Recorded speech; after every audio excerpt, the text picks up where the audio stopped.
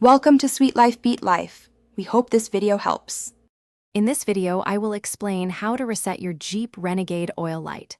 First, make sure your vehicle is safely parked and all doors are closed. Then, without touching the brake pedal, press the engine start/stop button once to put the ignition in the on/run position.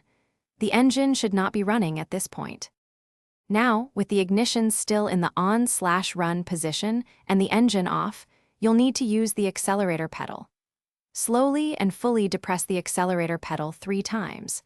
It's crucial to complete all 3 presses within a 10-second window, making sure each press goes completely to the floor.